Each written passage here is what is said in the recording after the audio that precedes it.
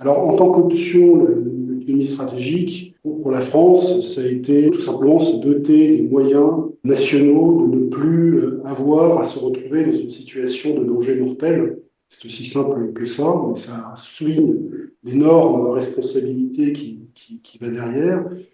Inutile de refaire l'histoire, enfin, la France a manqué de disparaître en juillet 40, donc elle a dû faire des choix extrêmement rapides et fondamentaux en 1956, lorsqu'après l'opération de Suez, avec nos collègues britanniques et Israël, à l'époque, nous nous sommes retrouvés abandonnés en rase campagne par l'allié américain. C'est une expérience historique fondamentale. Et donc, de cette expérience historique a découlé un certain nombre de choix qui fait que, aussi bien sur le plan militaire, politique que du renseignement, nous cherchons toujours à disposer de tous les moyens propres de nous faire une idée d'une situation de sécurité et d'y répondre sur le plan politique ou militaire.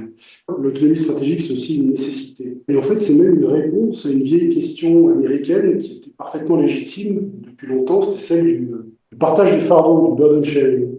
Les États-Unis, depuis des décennies, demandent que chacun remplisse ses devoirs et ses responsabilités dans le cadre de l'Alliance Atlantique. Et c'est quelque chose, je dois dire, qui a pris du temps à être perçu avec tout le sérieux qu'il fallait.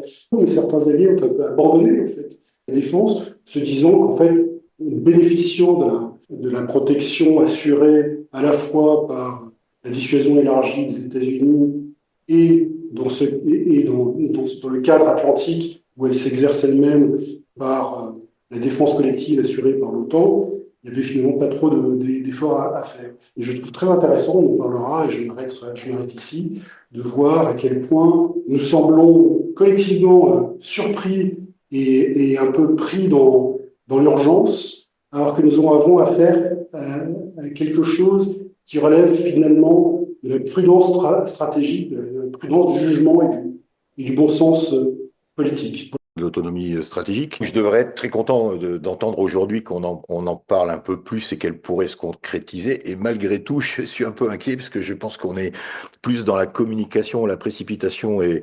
l'improvisation. Et je cherche toujours pour l'instant à voir quelle est la vision, quelle sera la stratégie et pourquoi on veut aujourd'hui concrétiser cette autonomie.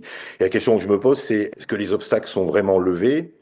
Et l'un des obstacles qui existent depuis quasiment le début de ces questions européennes, et Alexandre a évoqué le partage du fardeau, c'est ce que Julian Howarth avait appelé le dilemme de sécurité euro-atlantique, c'est-à-dire qu'il y a tout un tas d'États qui pensent que si l'Europe est forte, ça va inciter les Américains à se désengager. La France pensait que, au contraire, ça ne serait que si l'Europe était forte que les Américains accepteraient de rester à ses côtés. Et ce qu'on peut observer de ces dernières années, c'est qu'il y avait une volonté américaine de se désengager, de laisser le fardeau aux Européens et de leur confier un peu plus de responsabilités, mais ils hésitaient à céder le leadership, d'abord parce qu'on les a habitués à l'avoir, justement à cause de ce problème du partage du fardeau, et aussi parce il manque de confiance envers la capacité des Européens à réellement prendre ce leadership. Et du côté des Européens, ils ne cessent de clamer qu'ils veulent être des acteurs. Et la stratégie de 2016 mentionne plusieurs fois l'autonomie stratégique, parce qu'ils veulent mettre en avant le projet européen, parce que pour certains, ils se posent des questions,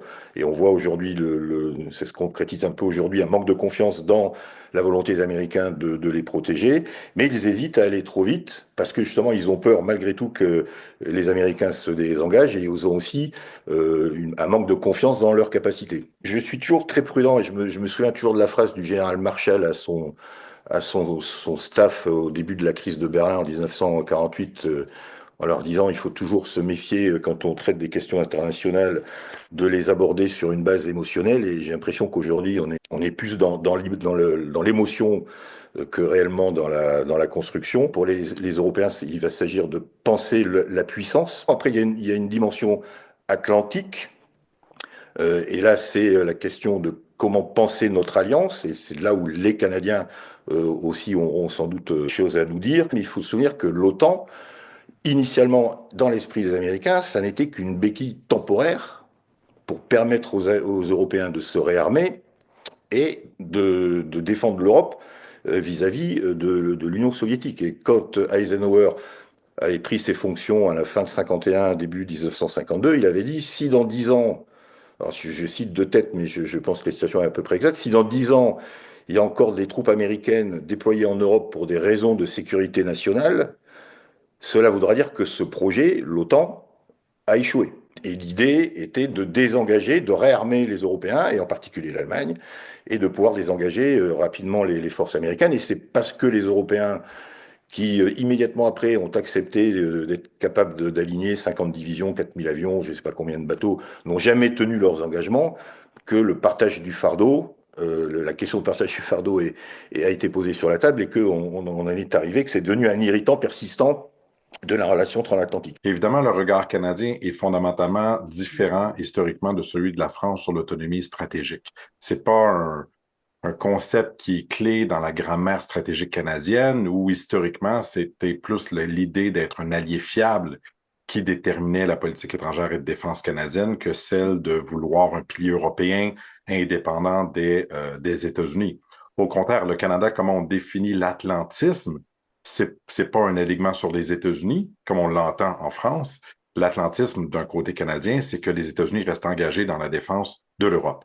Le Canada a historiquement été vraiment un des acteurs fondateurs même de la création de l'OTAN, justement pour ne pas devoir exclusivement développer sa politique de défense avec les États-Unis, mais d'avoir un ancrage européen pour diminuer le poids de l'influence américaine sur le Canada et ne plus jamais que des Canadiens soient conscrits à devoir aller défendre l'Europe face à une guerre mondiale. Alors, la perspective est fondamentalement différente dans la mesure où le développement de l'autonomie stratégique a jamais été mis de l'avant par les Canadiens par crainte que ça crée deux piliers, que ça les distingue, ça les distende à un point où le Canada soit isolé en Amérique du Nord. Aujourd'hui, le fait que le nouveau premier ministre Mark Carney soit à Paris et rencontre ensuite son homologue britannique et démontre le revirement géopolitique que l'on vit. Le lien de confiance historique entre le Canada et les États-Unis s'est rompu avec ce qui a commencé par une blague et qui n'est plus du tout drôle, cette idée de vouloir annexer le Canada aux États-Unis.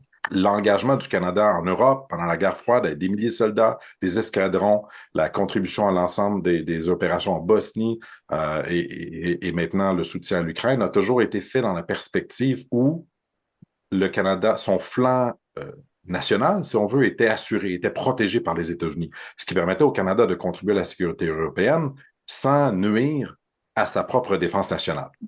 C'est plus le cas aujourd'hui.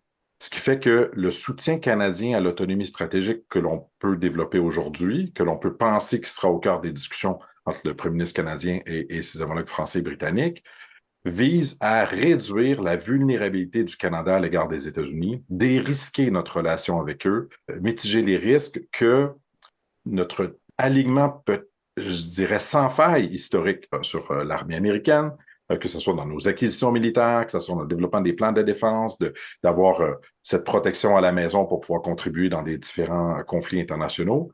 Tout ça est remis en question. Ce qui pose la question de qu'est-ce que le Canada peut faire pour soutenir l'autonomie stratégique européenne, mais en tirer des bénéfices nationaux également. Et c'est ça